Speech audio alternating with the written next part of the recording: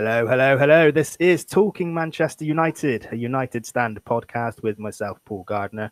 And joining me as always is Ash. Ash, how are you, my friend? Yes, not bad, mate. One of them, innit? I feel like we're on a seesaw this season. It's just, back and forth. But yeah, not too bad. Can't complain. What about yourself? I'm pretty sure a seesaw goes up and down, not back and forth. Yeah, whatever. I'm not too bad, just getting over that defeat yesterday, but we'll come to that a bit later on. As the rest of you will probably be aware, if you follow our Twitter account, we do have a special guest with us today. It's the VanCam star himself. It's Kev Ashford. Kev, how are you, my friend? I would love to say that I'm on cloud nine, but obviously I'm not. But I'm happy to be here. Excellent. I was just saying to Kev when he came onto the call, he sounded really chipper. I thought, bloody hell, Kev, settle down. We just got beat. We slowly dampened his mood. Don't worry about that. I'm sure we'll get into it. Yeah. And speaking therapy session. Speaking of getting beat, we will be talking about the West Brom game today, and Kev will also join us for the Twitter section. We're going to move that to the middle of the podcast. Once we've done that, we'll say goodbye to Kev, and then me and Ash will go on with the previews. So let's talk West Brom then. I'll come to you first, Kevin. Just give us your thoughts, first of all, just on the general performance, where you think it went wrong. I mean, if I could sum that up, it was embarrassing, shambolic. I just cannot get my head around how in the Manchester derby we could put in a second half performance like that and then rock up to Old Trafford in a match against West Brom, who are, bottom of the league for a reason, basically because of the crap. And we've just, I don't know how many times this season players have just not turned up, and it's not like one or two that have underperformed. We're talking like 7, 6, 7, maybe 8 players that are just not doing it, and you cannot afford in the Premier League. I didn't think West Brom were, brilliant. They didn't play us off the park. It's not where you think they've done a job on us yesterday. They weren't great, but what does that say about us? Like I said, it was just absolutely shambolic. Players running into each other's ways. There was no movement. There was absolutely nothing. And we knew that City were going to win the league anyway. Yeah. But I'm pretty sure, City fans that I know were not expecting it to win it yesterday. I'm sure, they were probably as surprised as we were that West Brom actually, beat us 1-0 at Old Trafford yesterday. Do you think that people really were that surprised, though? Were you surprised? I mean, when you look at some of the other teams we've played near the bottom and the results that have gone against us this season so far, were you really that surprised? Well, the funny thing is, I actually said on my VanCam last week, I said, I'm in a great mood after beating City, obviously, and I actually said we've beaten Man City. I said next week we've got West Brom, who were bottom of the league, and I said, do you know what that means? We'll probably drop points. And I said it as a joke, but that's how it has been this season. So many results against teams where we should have won, and then we've kind of weirdly, Arsenal away, we beat them. There's so many games that we've actually got a good result in where you thought, like Everton away, you think, oh, that'd be tricky, and we totally dominated them. But it seems to be, I don't know whether it's a mentality thing or the players, but they're just not getting the job done against the teams that we used to like steamroll. I mean, in comparison, City and Liverpool are doing that to these kind of teams. They're like 3 or 4-0 up by half time. It's job done. But us, I don't know. It's kind of going back into, I've like comparisons with the Louis van Gaal era where it was like getting 0-0 at half time and then, sort of second half, we'll give it a go then, but do not lose the match. I just don't think you can go out with that mentality, really. No, I was just thinking then, it seems to be a trend that goes as far back as to the first season under Moyes, really. Which does beg the question, is it really the manager or is it the players? Ash, what are your thoughts on the game, the general performance? Where do you think it went wrong? Well, I think it was one of those games, again, which I feel myself saying this every week. It sort of typifies our season, but I think it really did boil down and it sort of hit home what I've thought and what I've said quite a few times on the podcast over the past couple of months, that our season has been really made up of a mixed bag of performances. I think I can count on one hand how many times this season where we've performed fantastically as a team. And I've said it for months now, that the reason that we are beating these teams, like that City in the second half, look at the likes of Chelsea, Arsenal away, that the reason we've put in stellar performances for the majority of the time, I believe, is it's been brilliant individual performances carrying us through games. You look at the City second half, Pogba really stepped up. He pushed himself forward and he bagged us, the 2 goals. Apart from those 2 goals and that free kick, what did we really do in that second half against City? Yes, we pressed high, but we didn't really create an awful lot. You can look at so many different games this season where we've done that. And I think that's where our strengths have been, if you like, is individual performances carrying us through games. I don't think we've clicked at all. As well, because against City, there were chances at the end where De Gea saved that header from Aguero. What's his name? Raheem Sterling. Hit the post. Yeah. Against Arsenal, they had about 50 million shots. David De Gea saved every single one of them with his foot. Do you know what I mean? You could say a bit of luck has been going our way as well. Yeah, definitely. And I think I really, as much as we said, it's if we win the FA Cup and we get second, it'll be a successful season. But I'm looking back and I'm thinking, how on earth, with the performances that we put in this season, how on earth are we still second? And then, you talk about the likes of Spurs and Liverpool, putting in fantastic performances and battering teams left, right and centre, but they're still behind us in the league, which makes you think, how are we where we are? And again, I put it down to, some excellent players on their day carrying us through with individual performances. And it is scary. It's scary the level that we can drop to. Just at the drop of a hat, really. I mean, that West Brom performance is probably one of the worst I've seen in my lifetime. It was horrendous, and it was at no point really was I confident that we were going to get the win.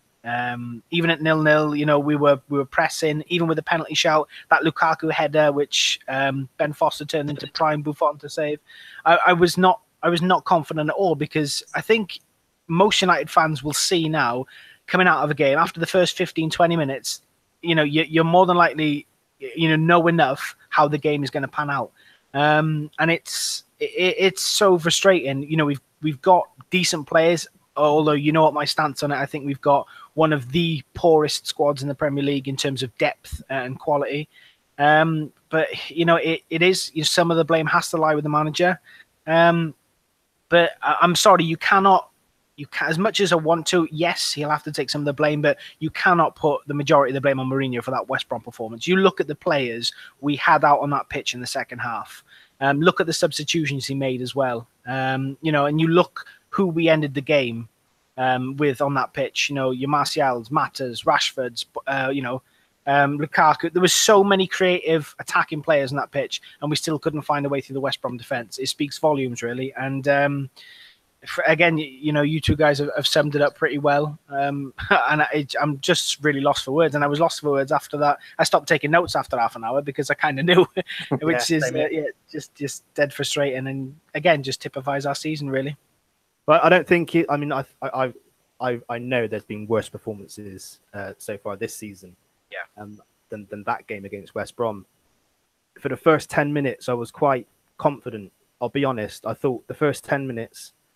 Maybe you could stretch to even 15 minutes, but we did actually look pretty decent. There was a lot of one-touch football, a lot of link-up play between the front players. We were creating chances. We had a few shots. Like you say, Ben Foster turned into prime Buffon for a couple of good saves. Their defenders literally threw their bodies, didn't they? Yeah. And I think you mentioned last week when we did the preview, you mentioned the 2 centre-backs of West Brom. Yeah. Despite them being at the bottom, I think, what was his name? The one that, not Dawson, the other one. He sounds like a Greek dip. That's it. Yeah. I can't remember his name. It was Tzatziki or something like that. I can't remember his name. But yeah, you did mention that, they're consistently good despite West Brom being at the bottom. And they proved that. They threw their bodies at everything and they were absolutely sensational, I thought. Yeah. But I did think we were a bit unlucky not to score towards the beginning of the first half. But then from 20 minutes onwards, we sort of dropped. So I wasn't sure what had happened, because all of a sudden, all of our players stopped moving. There was no off-the-ball movement. Players were taking far too long on the ball. And this is something that Mourinho reflected on in his post-match interview as well. He said that the players were masters of complication. Yeah. They got to a point where they were just taking one too many touches, one too many turns. There was no movement, and that was where our downfall was. At the beginning, the first 10, 15 minutes, if they just carried on doing that throughout the whole game, I think we could have got something from it. But something happened, and they just completely dropped and went back to how they played for the majority of the season. It's just strange how they can do it so well. Because if you think about it, most of the podcasts we do, I'm always saying, oh, for the first 10 minutes, for the first 15 minutes, it looked good. Yeah. And that's the way it's always been. Yeah. Let's talk about Pogba, because obviously there's been a lot of talk about him. He was absolutely fantastic. What happened against West Brom? I mean, Kev, what did you make of Pogba's performance altogether against West Brom in comparison to the City game? Well, you'd have to say it's a total contrast in performance level. I mean, don't get me wrong, again, in the first half of the derby, he was pretty anonymous, but we all know Pogba's this player. We've spent a lot of money on him, but we know what he did for Juventus in a three-man midfield.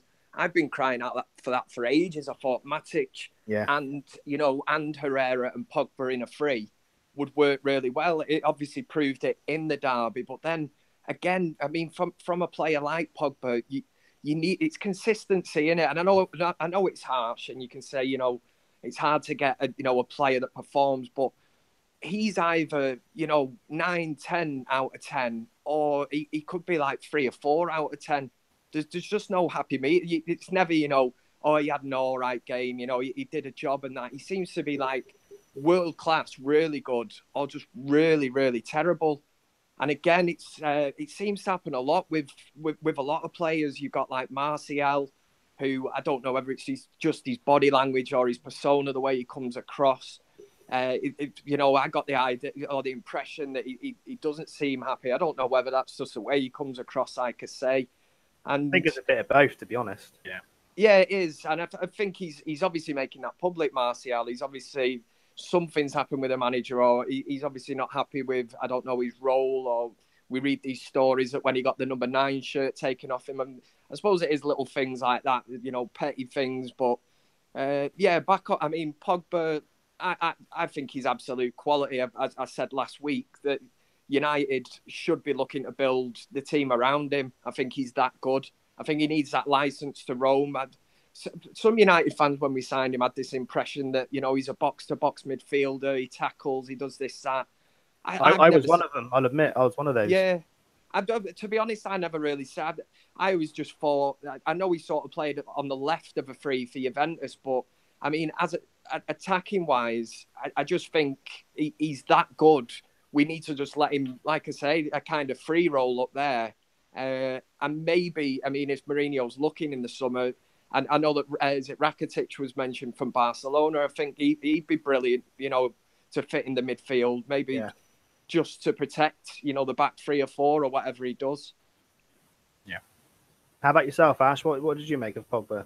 Yeah, I mean, it was summed up perfectly by Kev there. He blows hot and cold so much. And it is frustrating, and we keep saying, and I completely agree with you, Kev. I've said that I'd personally play him in the number 10 because I think he'd thrive there, and I think I think I mentioned it I think it was the first half against City, and then he transitioned further forward in the second half, and I said that I don't think he's got the ability defensive wise or the desire to play in a deeper role. I think he wants to get forward, he wants to attack, and that's where we see him at his best.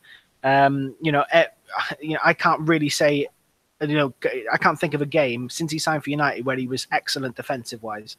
I really can't.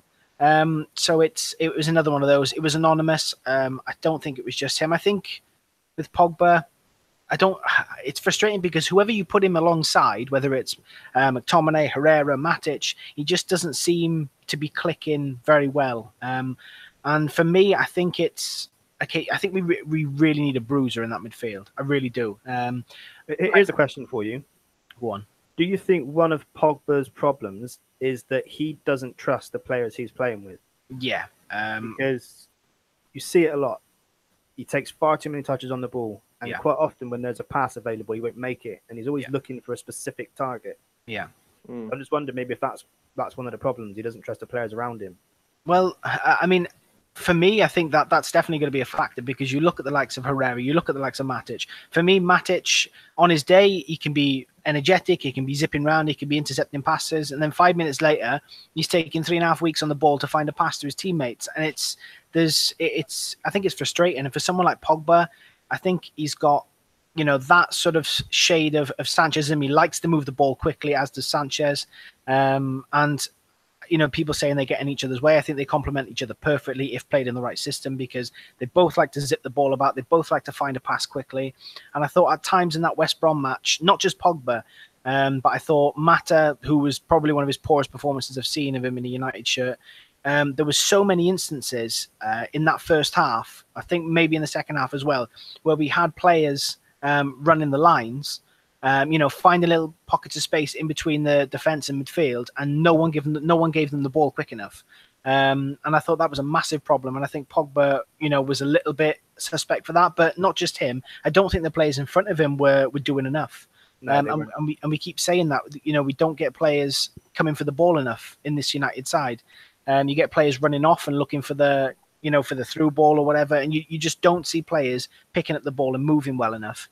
And I think that was one of our main downfalls against West Brom. People weren't moving off the ball enough. And I think someone like Pogba, he needs players to do that. I mean, you look at Valencia, every time he strayed wide, Pogba was picking his head up. A couple of brilliant passes into Valencia when he actually, picked his head up and run into space. And that's what he needs. I think Lukaku needs to do it more over the top as well because Pogba will always try and find him.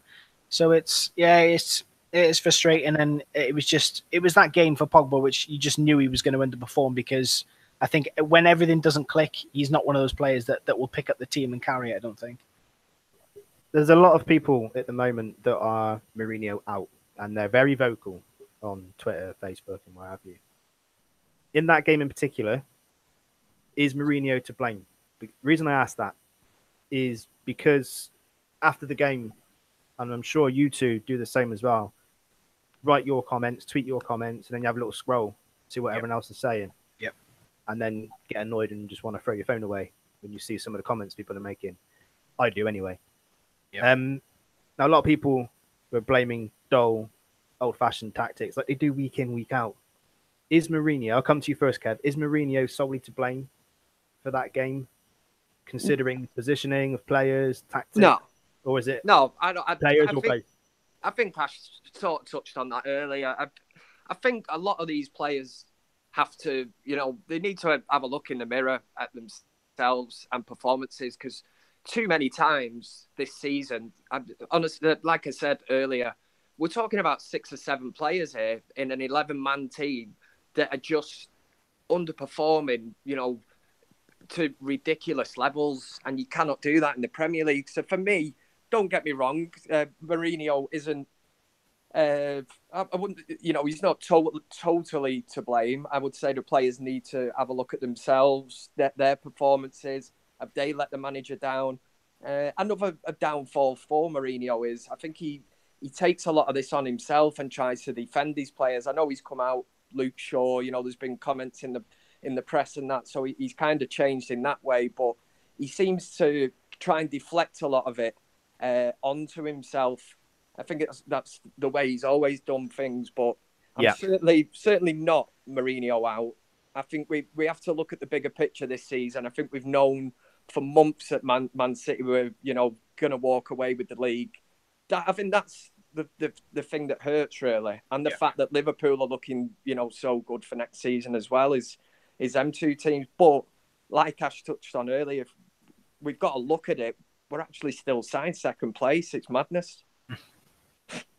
See, now, people that listen to the podcast will know that I'm a big fan of Mourinho and that I'm confident that the way Mourinho wants to play is... Now, let's get one thing straight. It's never going to be the Fergie way. It's never going to be like that. That's not Mourinho. We have to get used to that idea. But I do strongly believe that he wants to implement that side of United's tradition into his game. We'll always be defensive to an extent. When we're not in possession, we're always going to have 10, 9, 10, maybe even 11 players behind the ball. It's always going to be like that. but I do think that he wants to have this transition from defence into attack to be a lot more quicker, a lot more aggressive, which is what we're so used to, and what we've been crying out for, and we do see it in flashes. And I think, and I said it before, and I'll say it again, mainly for Kev's benefit, basically, that after that Brighton game, when we did win 2-0, wasn't it? We won 2-0 against Brighton. Yeah. He came out and he was asked in the post-match interview by the I forgot who was doing the interview now, but he was asked basically, "Are you happy with the response? No performance." And yeah, that's what he said. No, and he said exactly why we were too slow going from defence to attack. And this is what, and again, you just touched on this, Kev, as well. He doesn't normally do that. Normally, he either says, "I thought we were good. I thought we were the better team," which wind people up a lot. And there was this huge backlash in the media. And I think that's why after the Brighton game, he just thought, "Do you know what? Sod it.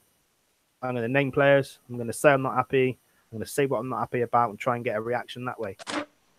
So with this game against West Brom, I think it was evident in the first 10 minutes what he set out to do, and it was working for 10 minutes. Yeah. And then it fell apart. And I think that was mainly for the players. I don't think he could have done any more in that game. Yeah, but for those who are putting the blame solely on Mourinho for that West Brom defeat, I don't care what tactics you play.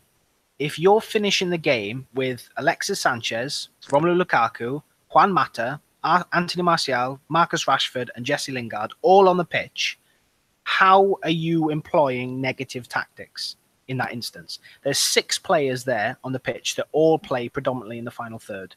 I don't care what tactics you're playing.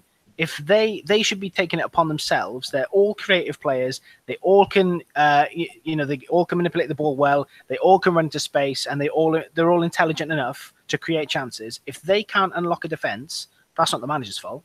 I'm sorry. You're absolutely right. You're absolutely right, and that's basically what I was getting at. Yeah, is that he can only do so much. A manager can only do so much. Yeah, from the sidelines and before the game, the prep. And I think he got everything ready, and he was happy with everything. Yeah, it's hardly parking the bus, is it? No, like Ash says there, that all them players that are on the pitch at the same time, and we couldn't score a goal against West Brom. Yeah, exactly. And the 3 substitutions he made were all positive. Yeah, he'd done everything he could in that game, and it was the players. Yeah, if you ask me, it wasn't a bit of both. It was just the players. Yeah, because you could tell that they couldn't do the simple things. No. Like make a pass or just move into a bit of space. Now, you could argue that West Brom were fantastically organised, knew how to defend. And yeah, they were great. But still, when you're second in the league and you've got all those attacking players, you should be able to find a way through. Yeah. But it just didn't happen. Mm-hmm. Should we go over to Twitter then and see what people are saying? We can indeed. This should be interesting now. So, as usual, tweet goes out. What would you like us to discuss in this week's podcast? So what I'll do, I think I'll ask you a question each. Is that all right? Yeah. You can answer your question. Okay, so top of the shop then. There was Global MUFC fans. He says, "Hey, can I join?" I'm not sure if it's a he or a she. I don't want to assume anyone's genders in 2018. Oh Christ, no, you don't want to do that. No, but as mentioned, yeah, we've got a big list, so you're on the list to come on. So after that, top of the shop, Andrew Southwick, Mr. Beard himself. Andrew. I'll come to Kev first then. So why, after last week's great success, were yesterday's tactics so weird? It's an odd one. I think we've touched on this, but we'll go for it. Yeah, we have sort of touched on that already. But yeah, Kev, if you want to give your thoughts on that one. Yeah, well, I think I would just touch on the fact that I wouldn't even put it down to tactics personally. Again, I think a lot of these players, and that's the thing that got me yesterday, is the fact that a lot of these players are playing for the futures at United. They're also playing, to get in the starting 11 for an FA Cup semi-final at the weekend. I think a lot of them have let themselves down yesterday, and I wouldn't go down the tactical route purely for the fact, like we've touched on, that how many attacking players did we have on that pitch yesterday? We should have been able to do a job on West Brom. Yeah, definitely. Completely agree. Anything to add on that, Paul? Not really, no. I don't think... I don't know what was weird about the tactics. Maybe, Andrew, you'll elaborate on that on Twitter. I'm not sure what was weird, I think it was just a case of the players just, I don't know, just switched off really. I mean, like I said, the first 10, 15 minutes, they looked pretty good. There was a lot of movement, a lot of quick football. We had some chances, and again, their defense was just chucking everything at it, and the goalkeeper pulled off a couple of good saves. Yep. Typical. Right, so moving on. Ike Yeguala, come to you now, Paul. Players on the ball had no options. Players are moving into each other's space. I'm glad you touched upon this, Kev, playing for their futures, because it leads me on nicely to this one. New wing-backs, centre-backs, centre-mids won't solve the attacking movement problem. So what will? So he believes that new signings... I do think that the wing-backs will. Yeah. If you get the right players in, for a start, you need to have a left-footed player on the left as a left wing-back. Yep. Or left back, because you would sort of rely on that sort of player to put a quick cross into the box. And if you've got a player running up the wing who's got to take 3 or 4 touches to bring it back onto his right foot, that's just slowing everything down, isn't it? So I think it's good to get somebody who's left-footed on there, who's got a good cross on him. One player I liked, particularly at the beginning of this season, who's a good example of a good left back. You may not agree, and that's Marcos Alonso. Of Chelsea, because not only was he strong and quick, but he also popped up with goals as well. Quite a few of them. I had him in my fantasy team, and he was scoring me bags of points every week. Yeah. And I rated him. I've not heard much of him, in the second half of the season. I don't know if he's injured or if he's just faded out or what. I don't know. But I think wing backs or fullbacks would definitely be a fantastic addition. Look at Valencia, for example. I mean, he's been a great servant to us, but getting forward, he's just too slow. Not in terms of getting down the wing, but his ball into the box. There's nowadays there's just never a first time cross. No. I was watching the highlights of the West Brom Man United game where Ferguson's last game in charge when it was 5-5. Yeah. And I was watching Valencia then, and he was, hounding up the wing, whipping balls in first time. Granted, they were drilled across the floor, but at least they were getting into the penalty spot. Yeah. Whereas nowadays you don't see that from him anymore. So I think if you've got better fullbacks, quicker, got decent cross on them, I think you'll see a lot more headed goals from Lukaku and maybe even Pogba getting in the box as well. I definitely think that will help. Central midfielders, absolutely. We've got absolutely zero depth in our midfield, unless you count Fellaini as a talented option, but I certainly don't. Kev likes Fellaini. But yeah, I think new players, wing-backs, central midfields, I think they will solve a lot of our attacking movement problem. I really do. Because another thing I noticed as well yesterday is whenever Ashley Young overlapped Sanchez wasn't interested. Yeah. I don't know if that's because he doesn't trust Young. I don't know. I really don't know. But I think with new fullbacks, it will help drastically. And with midfielders as well, because I think Pogba probably feel a bit more confident about making those moves forward if he's got decent, a box-to-box midfielder next to him and a holding midfielder next to him who are, top class. I think he'll feel more confident. I think Mourinho will probably be more confident giving Pogba that free role. I'm really glad you brought up the fullbacks, because that was actually one of the notes I made. After the game, I started thinking that was, I think, one of our major problems against West Brom, and it has been for a lot of the season, because in a game like that, West Brom, they're packed in so tight. As you rightly said, they threw everything at it. We had plenty of space down the wing. And there was so many occasions where Valencia got the ball and he dawdles. And I think I put out a tweet during the game saying that if Valencia had 2 legs, he might be half decent. And he just cannot put a ball in first time. And the ball goes down the other wing to Ashley Young. He's got to cut it back and swing it with his right foot. And there's been so many occasions where we've been crying out for someone to latch onto a ball, push down the wing and whip it in, fairly early. And that just doesn't happen with our fullbacks. I want to say as well, taking a touch before you cross it or cutting it back is not a bad thing. No.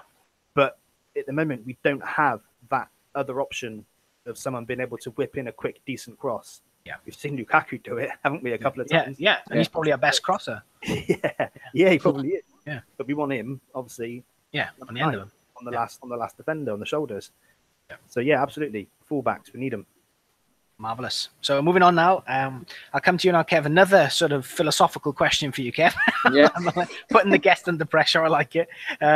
It's Riley_Kendrick. As seen from last week's game, talent isn't an issue. Obviously, there are areas that can be improved, like the midfield, but our struggles seem to be more mentality-based than anything else. How do we address this? How does the club go about improving players' overall mentality? Oh, what a great question. Thank you very much. It is. It's a good one. Yeah. Mentality. I mean, mentality only comes from winning trophies. Mourinho, as a manager, has got it. We've got players in that squad that have won trophies. So I would say that it tends to come from that. And just touching on what you just said then, I mean, the left and right back situation, or the wing backs as we call them now, you didn't have these years ago. I can't believe the person in that tweet actually said that it wouldn't make any difference to a team. I mean, when you think Man United, we've had Paul Parker, Dennis Irwin, Gary Neville, Patrice Evra, and you only have to look at what Man City did. Pep Guardiola addressed that problem, went out, he spent a ball of money, but he got in Mendy and Kyle Walker. And that team just looks absolutely, it's totally transformed them, because them players that get into the midfield and get, you've almost got 5, attacking options in midfield once they carry the ball through. So, I mean, no disrespect to Ashley Young and Valencia. They've been great servants. But, I mean, long term, they're not going to be United in a few years, I wouldn't have thought. And with whatever's happened with Luke Shaw, I mean, I would love to see him in the team, but whatever's happened between him and Mourinho, it does not look like he's going to get in that team. No, it doesn't. I think but also, a great question, that. It was a good one. I think also when you talk about mentality, I mean, of course it does come from winning trophies, which we have done. In fact, we've won more trophies under Mourinho last season than we'd won in all the years before, after Sir Alex Ferguson retired. Yeah. So the winning mentality, you could argue that it's there, because we have won trophies. But I think on a more player individually, something, desire comes into the mentality as well. Individual player desire. Now, is that Mourinho? He's not a psychologist. That's not his.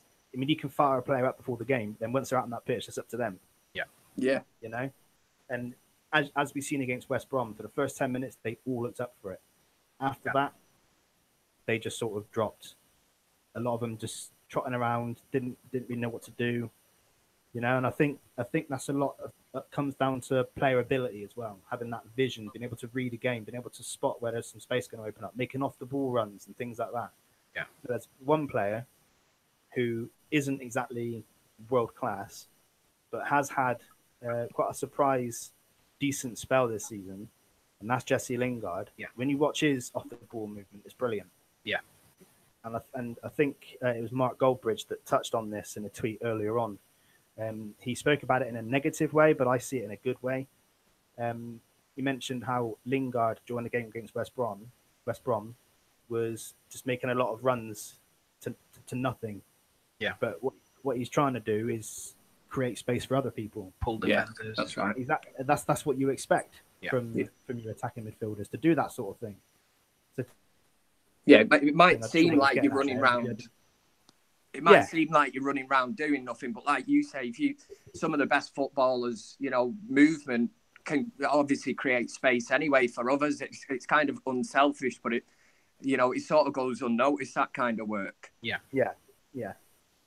I think there's a lot of, in terms of mentality, I think there's a lot of personal, on an individual basis, the desire as well that fits into that mentality. A lot of the players, I think, need some of that. Do you think would you say that we're missing a leader? I personally, I do. I think we're missing that battler in midfield. But another thing that I think may impact on mentality, and it links back to the question that was put to us before about would additional members in the squad do it, and I think it would make a massive difference. And I think one aspect of the team at the moment which could be causing mentality issues is there's no competition. Especially in that midfield, there is no competition. If the likes of Matic, Pogba, Herrera, if they have a poor game, or they decide to put in a below par performance, or they just can't be asked one game, look at the next game. okay, who are they going to get dropped for? You know, who's? I mean that could play into it because there's no competition. You know, Mourinho can't turn around and go, do you know what, Matic? You were poor in this game. You're going to be out the squad. You know, next week or whatever. Who's going to play instead of him? Fellaini, McTominay. You know, he's not got the quality there. So I think as much as Pep Guardiola has spent, I think he's put an absolute ridiculous amount of money into that squad, but it's worked. And the depth of talent that he's got in that squad, those players know if we want to be fighting week in, week out, we're going to have to put performances in because he's got decent midfielders, decent attackers on that bench that can come in and replace me. So I think that could play a big factor as well. And yeah, as you rightly said, Kev, we do need a battler in that midfield. We need someone who's going to effectively go around and smash the hell out of some people, you know, just to let them know they're there and have a presence in midfield. Because at the moment, we haven't got one. It's not just a case of getting someone in who's a battler. I think what Kev might have been trying to get across, the point you're trying to make as well, is one person that stands out is Roy Keane. Yeah, Roy Keane. That's exactly who I had in mind. I was going to say, what would you pay for a Roy Keane, you know, in today's market, you know, in his prime, Roy Keane? You think of that moment in the tunnel against Arsenal, you know, that player that, you know, we won that game in the tunnel, you know, through what Roy Keane did. Call it intimidation, whatever you want, but, you know, just that battle, that spirit, that, you know, it's just somebody who drives everybody on, basically. And if you're not doing your job, somebody's going to tell you. That's exactly what I was going to say as well. It's not just a battler, but somebody who will grab a teammate by the scruff of the neck, you know, and say, get your shit together. Yeah. That's what we need. That is what we're missing. When you know, during Pogba's first season, I thought maybe he could be that person, but now I'm doubting that a bit more, purely because of his form. You never know. Next year, he could end up playing the season of his career, and he could emerge as a leader. But at the moment, I can't think of a single person in that squad who would take on that role. No. Yeah, because we've lost obviously Vidic, Ferdinand, you know, Evra. And I think sort of since then, we've never had anybody with that vocal presence, that just somebody on the pitch that when things aren't going right, you know, can just gather the troops up really and get them going. Yeah, exactly. Yeah, spot on. I'm going to jump a few because there's a lot sort of connected to the West Brom game, and I think we've spoke a lot about the West Brom and the tactics and you know, bits and pieces. So I'll pick out a few then. So I think, Paul, come to you next. So Sean Jones, at Sean A. Jones. Judge it by Manchester United's performance against West Brom and other teams this season. Do you think a title push is a possibility next season? I'm starting to get worried that our progression is way too slow. Oh, way too slow. Okay, well let's look back where we finished last season. Yeah, sixth. We're likely to finish second this season. Yeah. We were very close to getting to the quarterfinals of the Champions League. We're in an FA Cup semi-final. I wouldn't call that slow progression. I think if we were sitting fifth, could argue fourth as well. We were already out of the cup competitions. We didn't get past the group stage of the Champions League. Then you could probably argue, it's way too slow. But I think to say the progression is way too slow, considering where we are this season, I think that's a bit harsh. Yeah. Do I think a title push is a possibility next season? It all depends on what happens in the summer. Yeah. I think with the squad that we've got now, absolutely not. As we've already touched on, or already mentioned so far a few times in this podcast, we cannot believe we're second at the moment. Yeah. And I think next season, if we played the same or didn't make any signings, which is obviously we're going to, I think we'll probably be battling for fourth again. Yeah. Because I think, the likes of Chelsea will probably step up next season. Liverpool are definitely going to strengthen over the summer. They're making a name for themselves in Europe. People are going to be taking notice. Top class players will notice this. They'll all know who Jurgen Klopp is. They'll become attractive. Yeah.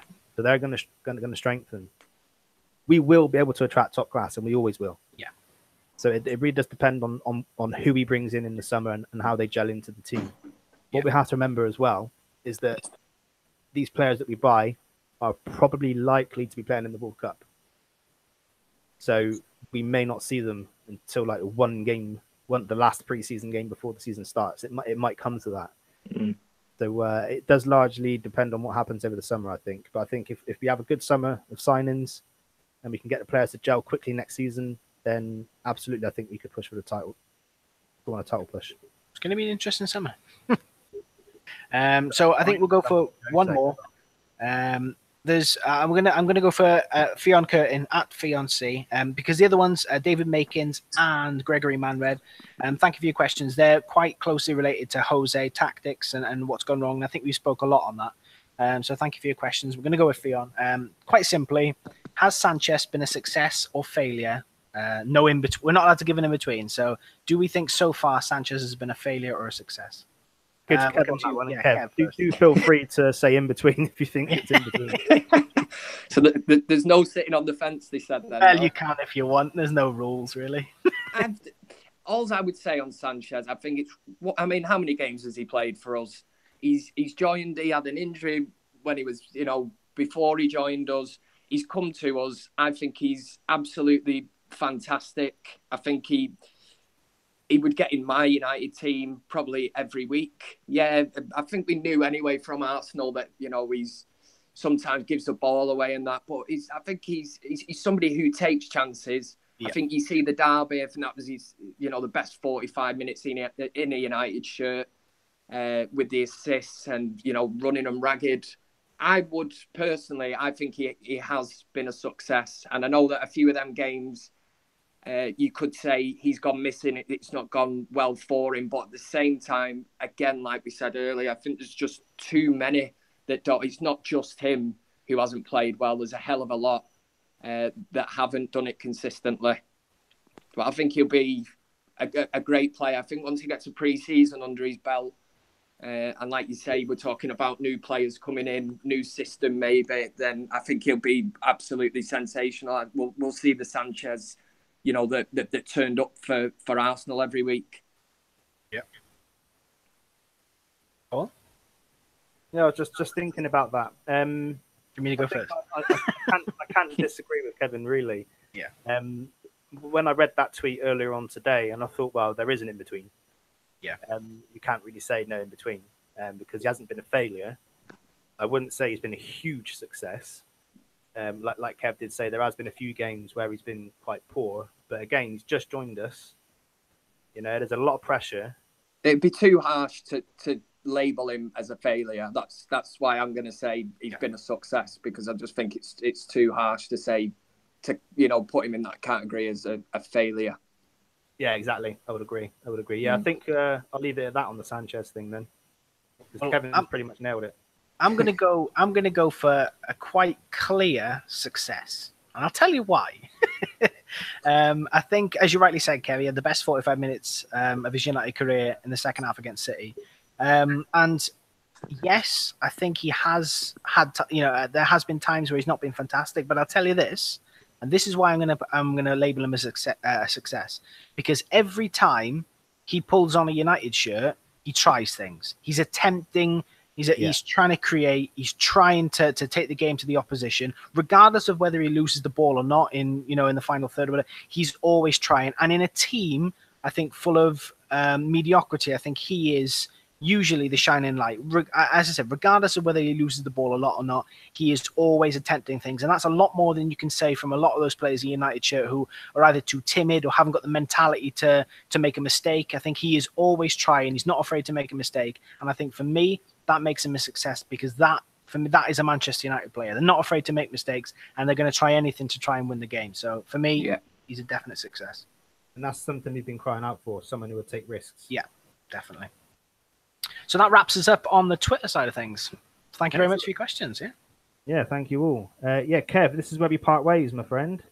It's been very emotional. Thank you very much for having me. As always. I did say earlier it was going to be like a therapy session. I won't have to go and see my therapist this week now. I'm sorted. Excellent. Well, you're welcome on. We'll send you the bill. We'll send you the bill, Kev. I think, what did we say? 200 quid an hour, was it? I'm sure we agreed on 100. Yeah. We'll take that, because we actually didn't agree on anything. So if you want to give us 100, we'll take it. Yeah. Kev, did you want to give out your Twitter details, and did you want to promote VanCam as well? Normally I do it at the end of every episode, but as soon as you're here. Yeah, I appreciate that, lads, as well. Thank you very much. Twitter is at Kevin Ashford 7. And over on the YouTube, you can search my name, Kevin Ashford, or simply put in VanCam. I think it tends to come up straight away. And you can watch the world. I was going to say the world. Well, yeah, the go on, weird plug and it that wonderful much. life.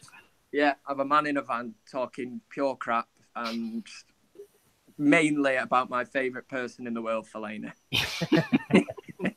Who I'm actually going to blame. I'm blaming Fellaini for the West Brom result. Yeah, why not? He wasn't in the team, but I'm just going to blame him. Just because I can. Yeah. Excellent. Well, Kevin, thank you very much for joining us. Like I said, you are welcome to join us anytime if you've got the time, essentially. Yeah. Let me know anyway. Thank you very much. No worries. Yeah, Cheers, if you just want to drop out of the call, and then me and Ash will continue. Will do. Cheers, lads. Cheers. See you now. Marvellous. Right. Excellent. Let's move on to the previews then. So yes, on to the preview. So 2 fairly important games, I'd say, coming up over the next couple of days. Firstly, Wednesday night away to Bournemouth. Going to be an interesting one, I think. Currently sitting at 11th in the table. Bit of a patchy form in the last 5 games. Lost to Liverpool 3-0, 2-2 draw at Palace, 2-2 draw at Watford, 1-2-1 at West Brom, who which is a better result than we got, and then lost 4-1 to Spurs. So they're fairly consistent again at finding the back of the net, much as we said against West Brom, which they inevitably did. But it seems they're performing against the lower teams and getting pretty battered by the top. Your Spurs, your Liverpools. So do you think it's going to continue along the same vein, Paul? Do you think it's going to be a walk in the park? Can you see something arising West Brom-esque again? Neither. Okay. I don't think we're going to batter them. I don't think we're going to lose. Okay. The last time we played them, 1-0 at Old Trafford, Lukaku. That's it. Yeah, in December, and it was. I think last time we played West Brom as well, wasn't it? It was in December, and I said it was one of the very few games where we actually did get a victory, and this was another one. But again, like the West Brom victory in December, this one again was a rather sluggish game on our part, where we didn't really put in a mouth-watering performance. But again, that was during a dark spell of our season when we did drop a lot of points. Yeah. But yeah, like you say, their form is a bit hit and miss. They are scoring goals. They're conceding a lot as well. But look, they're 11th in the league. Yeah. They've over the last couple of years, they are establishing themselves as a Premier League side, a mainstay. They do put in some good performances. They have got talented players. I don't think this is going to be a walkover for us, especially at their ground. It's going to be a cup final to them, like every single team that we play against. It's always their cup final. Yeah. Excuse me. But I don't think we're going to hammer them, not at all. But I think we'll win. Yeah. Well, looking back, as you said, the previous game, 1-0 Lukaku. If I remember correctly, it was quite a tough game, and they did give us a real good run around, if I remember correctly. And it's interesting because you look at Bournemouth. You look at that Liverpool game, and before that Liverpool game, you can see they've scored in quite a lot of matches. And before that Liverpool game, it was 7 matches in a row where there was a goal in the 89th minute or later in their match. Not necessarily scored by them, but in the game itself. And, we know they're well organised. And, looking at that stat, they're going to press us and they're going to give us a tough time. So, as you rightly said, I can't see it being a walk in the park, especially going away. They've got some decent players who I think can give us trouble. And looking at the danger men, I always tend to write down 5 names. You can agree, you can disagree if you want. The 5 names I did write down were, first and foremost, I tend to do this a lot with United. I put Begovic as number 1. Because, as you said, look at Ben Foster again for West Brom. They always seem to turn up against us, but he's a decent keeper. I've got Begovic. I've got Stanislas down because he's scored in quite a few of Bournemouth's last couple of matches. Jordan Ibe, he can be a little bit of a handful. Ex-Liverpool player, he's going to be up for it. Joshua King, ex-United lad, scored the winner against us in 2015 as well, if I remember correctly. And obviously Jermaine Defoe, who we know can be a bit of a handful against a dodgy defence. So they're the 5 I've got down. You agree, disagree? Anyone else? Yeah, I agree with a few of those. So like you did last week, I don't know why, but I got it in my head that you did mention the West Brom defenders last week. because they are. I can't remember if I did or not. I might have done. I'm sure you did. I'm sure you did. Because I remember when I was watching West Brom, I thought Ash did actually mention those two players. I'll take it. Yeah, I definitely did. If I'm going to be, I might have done. So, although I wouldn't necessarily call them danger men. Yeah. Simon Francis and Nathan Ake, defenders. Yeah. They're consistently good for Bournemouth, and if they're going to put in the performance of their life, which they will, then we could find it very hard to put goals past them. You think of Dawson and that Greek, Egyptian, whatever he is. Tzatziki Dip. I can't remember his name. It sounded like a dip. That's why I said that. But if they put in a performance like those two did, then we're going to find it difficult. Yeah. But again, like I said, I wouldn't call them danger men, but they are quite good. Yeah. But the other players I've got, Joshua King, striker, and Callum Wilson. Yeah. Jordan Ibe. Yeah. All three of them have got bags of pace. Yeah. King, he's got 6 goals and 3 assists. Callum Wilson, 7 goals, 2 assists. Again, not anywhere near the top scorers in the Premier League, but they can score goals. Yeah. And I remember watching a game, I think it was when it was last season, we went to Bournemouth's ground. It was when, I think we won 2-0, when Ibrahimovic scored that goal from outside the box. Just sort of trickled into the bottom corner. Yeah. I think it was in that game when they played King and Wilson. And I thought, Christ, they look good. Yeah. Yeah. Bags of pace, they can beat players. And they are a goal threat. And especially King. Yeah. Usually plays just behind Wilson, but King's usually the one that sort of, creates the most, I would say. Can be more of a handful to anyone else. So I think those two are definite danger men to watch out for. As you mentioned, Jordan Ibe tends usually to play on the right side or as an attacking, like a 2 behind the striker. Again, he's got a lot of pace, so he could, provide Ashley Young or whoever plays at left back plenty of problems. Yeah. Junior Stanislas as well. Yeah, I've got him. He's got 5 assists, 5 goals. Sorry. And 2 assists. He can get forward from the midfield, and he pops up with a goal now and again. And this is why they're 11th in the league. See, Bournemouth, you sort of associate them with fighting relegation, but they're not. They're actually a half decent side who will give you a game, like you've said already. In the last 7 or 8 games, they've scored. Apart from that last game against Liverpool, but before that, they've scored in every game. Sometimes 2 goals.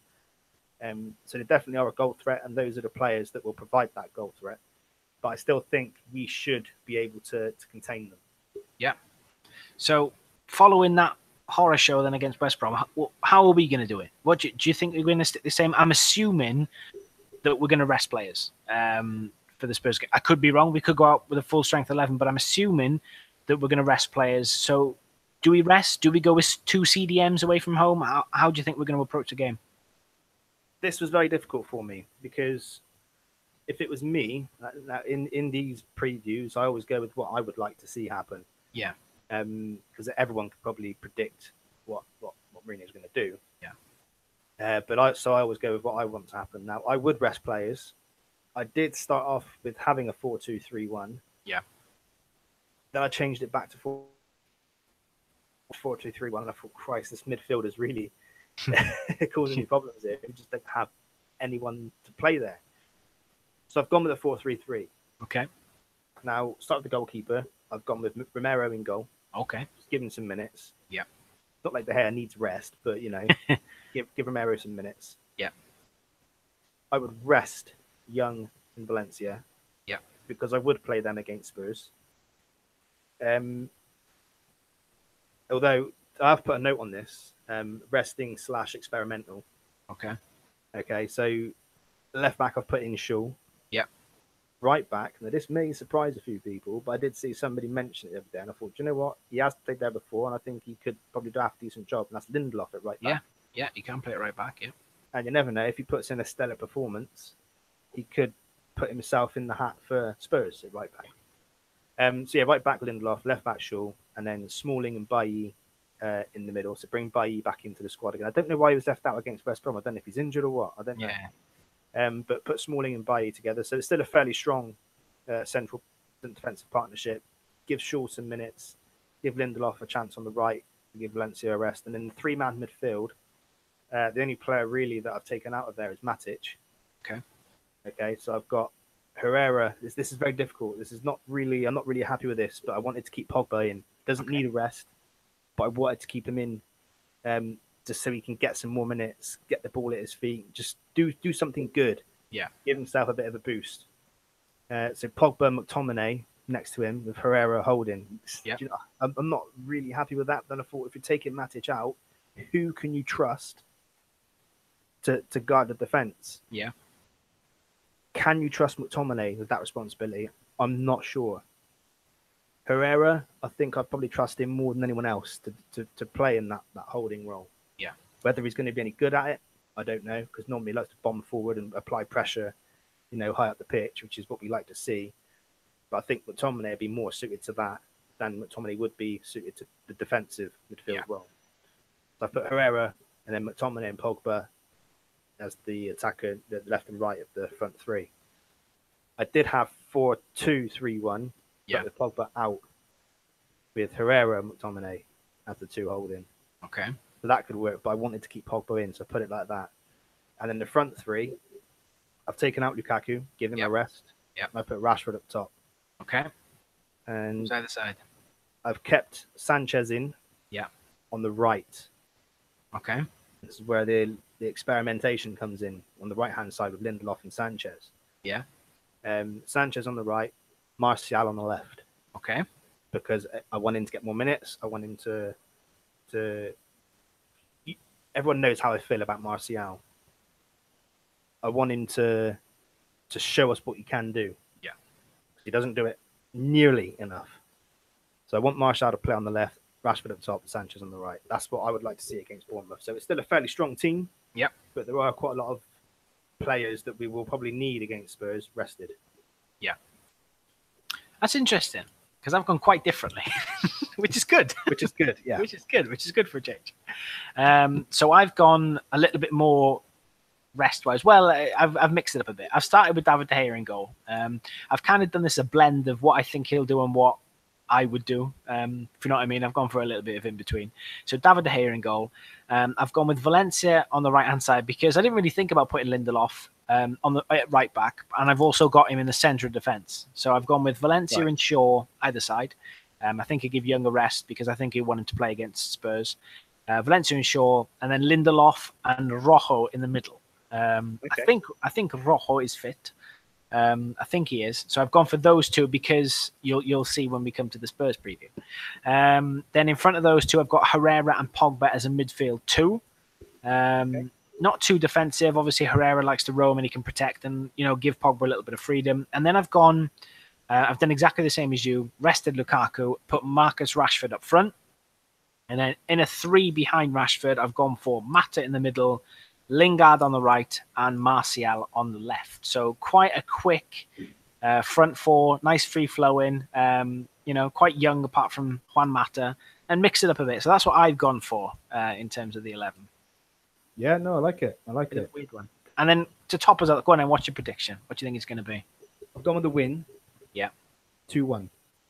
I take that because I've actually put a 1-1 down, and I don't know why. I'd love us to win, but I think with us resting players, mixing it up a bit, going away to Bournemouth, who are scoring, they're a well-organised side. I think it's going to be tough. So yeah, hoping for it. So I'm liking your 2-1, but I've gone for 1-1. It could go that way. Never know. And then finishing us off is the big one at the weekend. A lot have said that our season is resting on this, whether it's a success or not. It is the semi-final against Spurs, at home for Spurs, isn't it? So it's you're looking at Spurs' recent form. They're fourth in the league. Obviously, this is an FA Cup match, so the league really goes out the window for this. 4 points behind us in the league. I'd say their form is near enough impeccable. Only that blotch against City, where they lost 3-1. Then you look at 2-1 against Stoke, good win against Chelsea 3-1, comfortable victory against the Swans 3-0, and then a 4-1 win against Bournemouth. So another team scoring goals for fun, looking very organised. looking dangerous, and they've already shown it this season that they can outclass us, which they did quite comfortably when we went to Wembley and played them there. So how do you see Spurs coming into this game? Do you think they're going to be up for it? Obviously, they're going to be up for it as semi-final, but how do you think we're going to handle it? To be honest, not very well. Okay. Not very well. Just looking at their form, just scoring goals for fun, like you say. The last time I played them, I suppose you could say at their ground because they've been playing them long enough now to feel at home. Yeah. I'm just not confident about this game at all. And normally I try to look at positives, and normally when I make a back prediction, we're coming out on top. Yeah. But I don't know, against Spurs, I just think that they're, like you say, far more organised than we are. The chemistry in the team is a lot better. They're not made up of players that want to be the star. Like we've got quite a few of them in our squad. I think just want to be the stars. They want to be the match winner. I think that can be our downfall sometimes. I just think there's a lot more chemistry in that Spurs team. When you look at the goals, they've just between the front four, they've scored nearly 60 goals between them. Yeah. You know, and shared out, well, apart from Harry Kane, the rest of the goals are shared out pretty equally between the front four. So they're all chipping in with goals. They're all assisting each other. You know, they are a pleasure to watch. Yeah. You know, so I'm just really worried about that game. Unless we can, like you say, that one, every now and again when we get one standout performer who carries us through a game, hopefully we can get something like that against Spurs.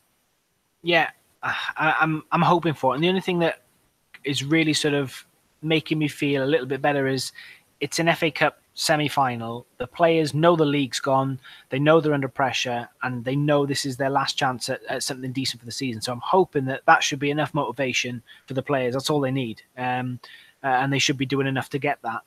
I mean, looking at Spurs, and this is, you know, we'll come to the danger men, but I'm sure which is going to be pretty obvious. But you look at their last 5 games, they scored 1 goal against City, Christian Eriksen. They scored 2 goals against Stoke, Eriksen and Kane. 3 against Chelsea, Eriksen, Ali scored twice. 3 against Swansea, Eriksen scored 2. So it's quite clear who I've got, you know, top of the list as my danger man, as well as Kane has done, and as dangerous as he is, top of the list is Christian Eriksen for me.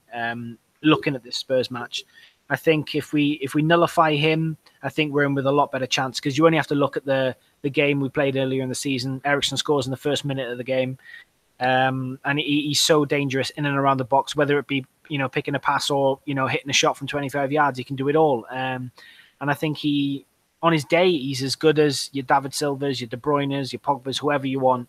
I think he's a fantastic player, and I've always rated him. I think he's top of the list for me. I think he's got to be a priority. We've got to nullify whether we set up in a particular way to stop the service into him. It's all going to depend. Obviously, I've got him down. I've got Harry Kane. I've got Heung-min Son, Dele Alli, and I've also got Moussa Dembele down as my 5. Any sort of variation there with you? No, exactly the same. Exactly the same?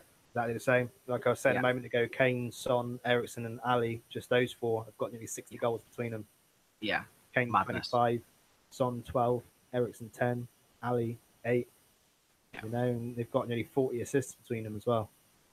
So Madness. Yeah. It is. Look at our front 4 or 5, and it's nowhere near the same. No. You know, people say that Martial's all this and Rashford's all this, and they really aren't. No. When you compare them to the other teams in the top 5 or 6, we can't say that our players aren't getting the minutes, because they are. Yeah, they definitely are. So are we going to win it? If we're going to win it, as I mentioned, I think a lot of it is going to be nullifying the Spurs attack, maybe catching them on the break. You only have to, I think it was the game last season. Was it last season where we won 1-0 and Martial got the winner? Was that last season or this season? I can't remember. I think it was last season. It was last season, wasn't it? Yeah. You know, I'd like to see a similar performance to that. You know, solid at the back. I think that's where we're going to have to be. We're going to have to be impeccable at the back to stave off that front 4 of Spurs. How can you see us setting up? What are we going to do? We're going to pack the midfield. We're going to go attacking. We're going to go for it. What are we going to do? Well, I've gone 4-3-3 again. Okay. I'm not quite sure how Spurs are going to set up, but I don't really think it matters, because whatever way they set up, whether it's 4-2-3-1, 3-5-2, they're going to have those 4 or 5 players at the front. Yeah. And whatever position they're going to play in, they're going to cause us problems. I've gone with, I'm pretty sure it's the same team that played against City and also that started against West Brom. Yeah. Because I do think, although we were rubbish against West Brom and in the first half against City, I still think that's probably our strongest 11. Yeah. That's De Gea in goal. Yeah. Young at left back. Yeah. Because you don't know what's going to happen with Shaw. No. Other than Young, really, there is no one else who we could probably trust at left back. So I've gone with Ashley Young. I've gone with Valencia at right back. Because again, we don't have any other right backs. But again, like I said, for the preview against Bournemouth, if Lindelof was to play at right back, which he won't, we know he won't. No. You never know. It could have been him if he put in a good performance, but it's going to be Valencia. I would put Valencia there. The three-man midfield, Matic, then Pogba and Herrera again. I think that's the three strongest we could pick. Sanchez on the left, Mata on the right, Lukaku up top. Okay. Am I happy with that team? Not really. But at the moment, I think it's the strongest that we've got. And if Pogba and Sanchez can combine like they did against City, if Mata can link up with Sanchez and Herrera and Lukaku in the same way that he did against City and at the beginning against West Brom, I think if we can get the players doing that and keep them doing that, then I think we've got a good chance. But honestly, I just don't see it happening. Yeah. But that's the team I would pick. So who did you have at centre backs? Smalling and Bailly, sorry. Okay, that's fine. So you've pretty much gone for that's boring, isn't it? You've pretty much gone exactly the same team as me, except for one change. The only change I made, I've gone for 4-3-3, same midfield three, but up top, Sanchez on the left, Lukaku down the middle, and I've gone with Jesse Lingard on the right. Lingard for Mata. It's the only change I've made. I thought about doing that, but I thought, well, he was good against Man City. He's been pretty good most of the season in terms of his ability to create space for people, his desire to get on the ball and try and look for a pass. Yeah. For a long period of time, he was the only person that was able to actually connect our defence or midfield to the attack. Yeah. I thought, I'm not going to take him out just because that one bad performance against West Brom, because our whole team was bad. So I kept him in there. I think maybe I've put it in for the energy, because obviously, Mata's not the quickest. He's not the strongest. I love Juan Mata. I think his touch is impeccable. I think he links the play really well. I think we might need a little bit more energy. Someone who can track back quickly, obviously with the likes of Dembele and Wanyama if he plays. There's a lot of physicality in there. So that's why I've done it. It might depend on the performances against West Brom, against Bournemouth. Sorry, again. Someone might have a really good game and warrant a starting place in the team against Spurs, but we never know. So go on then. What's your prediction? 2-1 Spurs. Ooh, two-legged game as well, isn't it? It's what? Isn't it? Is it not a two-legged game? Oh, it could be. I think it is, but yeah. Anyway, in that game, I think we'll come out of that 2-1 down. I've gone for 1-0 United. Well, I hope you're right. I've gone positive. Again, the only reason I've put that down to is I'm hoping the players are going to motivate themselves and realise how big a game this is. And we know we can do it. We know we can. We've got the players who can beat them. It'll be interesting. But yeah, I've gone for a 1-0. Excellent. Well, I think that wraps it up. It does. It's been about an hour and 20 minutes, I think, almost. Oof. It's a good one. Yeah, but no, it's been a good one. It's good to have Kev on with us. Yeah. So yeah, thanks everyone for listening. We would love to hear your thoughts on what you think about the performance against West Brom. Was it down to Mourinho that we lost that game? Was it down to the players? Was it both? What are your thoughts? Would you be resting players against Bournemouth? Who would you like to see play against Bournemouth? And then who would you like to see play against Spurs? What do you think our strongest Spurs? So let us know. If you're listening on your favourite podcast app, then find us on Twitter. If you're listening on YouTube, leave a comment below. So Ash, do you want to give out your Twitter details? Yeah, as always, it's Ashboyo, ASHBOIO. Thank you for your questions this week. Again, there's been quite a few debates, which I'm always happy to get involved with. Chuck us your thoughts, your comments. I like it all. Keep them coming. You can follow myself as well at Paul Gardiner LP. Follow the podcast Twitter account as well, because keep an eye on that, because we will ask you to contribute with some questions and suggestions and things like that, which is at United Stand Pod. Or you can also just search Talking Manchester United, which is the name of the podcast series, in Twitter, and you'll find us that way as well. I will feel rude if I don't do it, even though Kev already did it. You get over to YouTube, type in, search either Kev Ashford or VanCam, and you'll find his YouTube channel. Subscribe and watch his videos, because they're they're funny. They're hilarious. He does get, there is some serious talk as well, but he makes it into something enjoyable. So yeah, make sure you get over and do that. So Ash, thank you for joining me. Yeah, thank you as always. And we'll be back next week, hopefully, celebrating a win against Spurs and Bournemouth. So, what do you reckon? Are we gonna win both of those games? Yes. No, we're gonna draw against Bournemouth and win against Spurs. You heard it here first. Put your money on. All right. Cheers, everyone. We'll be back next week.